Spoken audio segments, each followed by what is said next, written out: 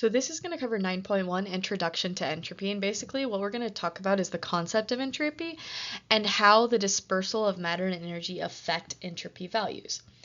So when we're talking about entropy, basically the definition is going to be the dispersal of matter or energy in a sample of matter. And so changes in entropy can be described as a measure of how dispersed the matter or energy is in a particular system. This is going to be shown in this picture. So we have kind of like a very ordered crystalline structure here. And if we increase the entropy, basically what we're doing is we're increasing disorder. We're spreading the atoms out, and so they become more disordered, and that's going to cause them to have more entropy. So more dispersal. Another very quick example of entropy is going to be phase changes. So if you start out with a solid, solids are very ordered, they have very low entropy. Liquids, you can get the molecules a little bit more spread out, they can move around just a little bit more, and so that's going to be kind of like the medium entropy. And then gases, which are completely dispersed, you have no intermolecular forces, and so those are going to be very high entropy. So the concept of entropy is tied to this idea of microstates. So basically a microstate is going to refer to a microscopic arrangement of all positions and energies of gas particles in a system. So to understand microstates, let's consider 1 mole of an ideal gas. In a system at equilibrium, pressure, volume, number of moles, and temperature, they're all going to remain constant. But on a microscopic level, there's going to be changes always occurring. So gas particles are going to collide with the container walls and each other. They're going to be transferring energy and changing positions and velocities. So basically, a microstate can be thought of as that snapshot of the system at a given moment in time. So with each collision and transfer of energy, the system shifts from one microstate to another. The number of possible microstates is enormous, and it's going to be way too large to kind of comprehend that. So if you look at each of these snapshots, okay, we have the same number of moles. The conditions are remaining the same, but the particles are going to be in a slightly different position, and they're moving in a slightly different direction with a slightly different velocity. And so how many microstates are actually possible is basically what entropy is. So let's go ahead and take a look at how we kind of calculate entropy and what's going on here. So Boltzmann equation relates entropy to the number of microstates. The equation is going to be S, which is entropy, equals K times the natural log of W. K is going to be Boltzmann's constant. This is going to be given to you, and W is going to be the number of microstates. So if the number of microstates increases, the entropy increases. And conversely, if the number of microstates decreases, entropy is going to decrease. So to simplify, microstates can be thought of as disorder or dispersal. Because if you think about it, if you increase dispersal, okay, you're going to increase the available snapshots that you get of that particular gas. If you increase disorder, okay, you're increasing the amount of snapshots that you can kind of take in a particular moment. So an increase in microstates means an increase in disorder or an increase in dispersal. And so if you don't quite understand what this means, let's go ahead and kind of give you some examples to try and comprehend that idea. So entropy increases when matter becomes more dispersed. So what I mean by that, the phase change from solid to liquid and from liquid to gas can result in the dispersal of matter as the individual particles become more free to move and generally occupy a larger volume. The entropy of a gas increases when there's an increase in volume because the gas molecules are able to move within a larger space at the same speed. And then if the total number of moles of gaseous products is greater than the total number of moles of gaseous reactants, then entropy generally increases. So what I'm going to do is I'm going to go ahead and go through each of these bullet points to give you kind of a better understanding of what I mean when I'm saying entropy is increasing in these situations. So let's go ahead and start looking at what a phase change looks like. So here we have H2O liquid is being converted into H2O gas. And so on the left is our liquid, and on the right is our gas. So if we look at the liquid contains these hydrogen bonds. So remember, water is a polar molecule, and it has a hydrogen that is bonded to a very highly electronegative oxygen, which is creating this dipole moment where we have a slight negative sign on the oxygen atom and a slight positive on the hydrogen atom. And so the hydrogen of one liquid water molecule is going to be attracted to the oxygen of another water molecule, creating this pretty strong intermolecular force called hydrogen bonding. Now, in gases, we don't see this. And so these hydrogen bonds are going to limit that freedom of movement. So basically, when water evaporates, the molecules are no longer bound by these forces and the freedom of movement increases. So this is going to lead to an increase in the number of possible microstates and an increase in entropy. And therefore, you're going to get a positive entropy value. So again, we have this absence of hydrogen bonding, and so the water molecules are free to move. This is going to increase our microstates, which increase the entropy value. And so to calculate the overall entropy, okay, or the delta S, which is the change in entropy, what you're going to do is you're going to subtract S2 minus S1. Well, S2 is going to be this hydrogen gas, okay, and S1 is going to be the liquid gas. So it's going to be products minus reactants, just like we have been doing. And if we take that, our entropy value is positive. So that's where I'm getting that positive entropy value, or that positive entropy change. So now consider the situation of 1 mole of an ideal gas in a container with a removable divider. So we have 1 mole, so let's say 4 particles equals 1 mole of this gas, and we have this divider right here, and it's limiting the movement to just half of the container. So when the divider is removed, the gas expands to fill the larger volume. So if the initial volume is V1 and the final volume is V2, then V2 is going to equal 2 times V1. So we have that down here at the very bottom. And let's say that we hold everything else constant. So the number of moles is constant, the number of temperature is constant, so that doesn't change in this situation. The only thing that's changing is volume.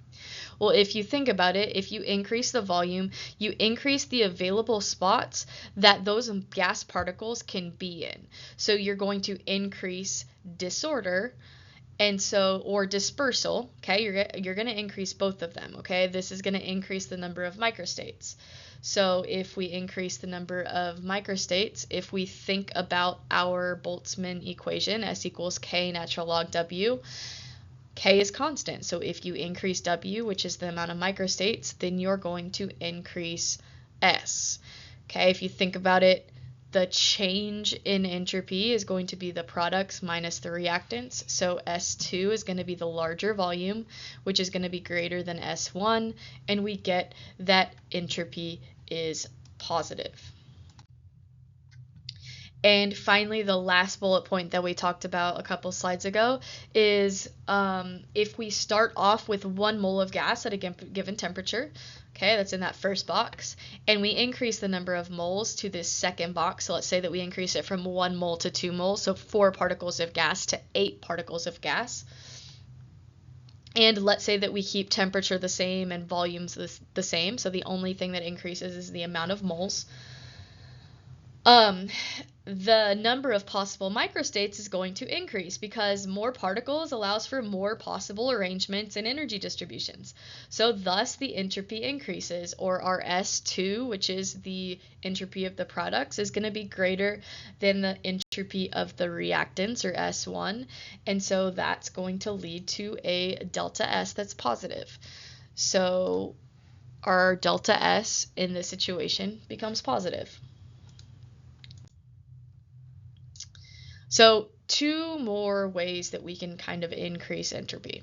So entropy is going to increase when energy becomes more dispersed. So disorder, more dispersed. According to kinetic molecular theory, the distribution of kinetic energy among the particles of gas broadens as the temperature increases.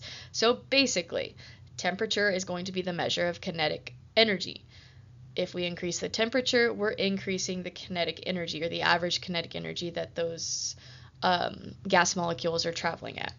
And the entropy of the system is going to increase because of this, because if we have gas molecules traveling faster, they're going to be more dispersed and more disorder. So let's go ahead and take a look at what this looks like. So if you think way back when we were talking about kinetic molecular theory, okay, if you look on the left, this is going to be smaller arrows, and what we're doing is we are increasing the temperature towards the right. And so if we're increasing temperature, those arrows start to become larger, and that's representing the velocity of the gas particles. So we're increasing the velocity. So if we're increasing the velocity, the particles are moving faster, okay? And so let's go ahead and take a look and let's review the Maxwell-Boltzmann distribution curve. Okay, so in this curve, you have the number of particles and the speed on your axes. And if you look at the blue line is going to be for that first box, the box on the left. And so the average molecular speed is going to be really focused on right here in this middle. There's a really high peak because most of your gas molecules are going to fall like right into here. Of course, there's going to be some slower and some a little bit faster, but the area under the curve is kind of representing that. Now, if you look at the faster speed, okay, you shift your curve so there's a wider distribution of speeds. Because there's a wider distribution of speeds, there's a wider dispersal of energy, and we're also increasing disorder. These molecules are traveling faster. There's more microstates, and so the number of microstates is going to increase that entropy. So the change in entropy is going to be positive, just like we've been talking about for the reasons we've been talking about. Okay, you increase disorder, you increase the energy dispersal, you're increasing the number of microstates, you're going to increase entropy. So let's go ahead and look at example FRQ. And so basically in this FRQ, what it's asking you to do is simply explain the picture. So in this image, we have two samples of the same element, and they start with the same entropy. So the solid in sample 1 has a slightly dispersed upon heating, while the solid in sample 2 has completely dispersed. And so based on the dispersal of matter, we can kind of conclude that sample 1 has melted. We've gone from a solid, okay, very ordered, to a liquid, okay, and we're starting to see some evaporation, maybe at the very top, but that slight disorder looks more like liquid because it's not completely dispersed at all. Now, if you look at sample 2 looks like it has completely dispersed. There's no liquid, so it went straight from a solid to a gas. And so this is called sublimation. And so sample 1 melted, and sample 2 has sublimated. And so both samples had a positive change in entropy because they both increased their disorder. Okay, but sample 2 had a greater change than sample 1 because the particles in sample 2 have a greater amount of dispersion. Okay, so going from a solid to a gas has a greater change in entropy than going from a solid to a liquid. So now, here is another example FRQ. This should look familiar. Okay, it is going to be a temperature graph. This is you should automatically think phase changes when you see something like this. So let's go ahead and read it. At 1.0 atm, a sample of ice is heated to liquid water and then to water vapor. The heating curve is shown in the graph above. Predict the signs for the change in enthalpy and entropy for the process corresponding to segment X going from left to right. Justify your answer. So you should automatically think phase change when you're looking at the flat areas of this type of graph, and you should think that this area right here that's going to be labeled by X is going, it looks bigger. So what this is doing is this one's going from a liquid to gas. And so you should automatically think, okay, so the water is going to be boiling at this point, and we're changing from liquid to gas. So let's go ahead and look at the thought process here. So segment X refers to the point at which water is boiling.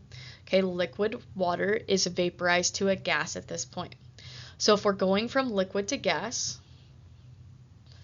what we need to do now is figure out what's going on with the change in enthalpy and what's going on in the change in entropy. So the enthalpy, you have to remember, is delta H. Okay, so now remember that's going to refer to your exothermic or endothermic reactions. Okay, and so you have to think about what's going on when water is boiling. Well, what's going on is it's going to require energy to break those bonds. So it requires energy to break bonds. Energy has to be inputted into the system.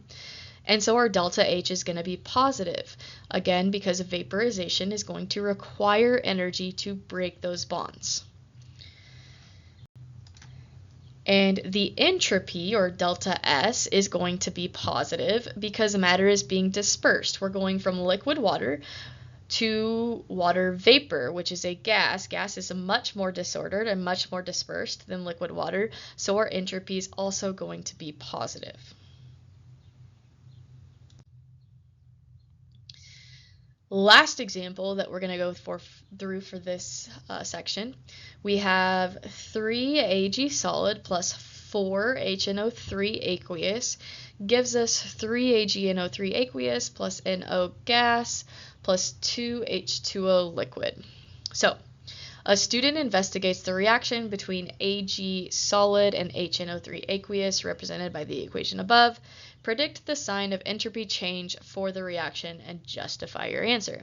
So we have to figure out what's happening. What are we starting with? What are the reactants? What are the products? And which one is going to have more disorder?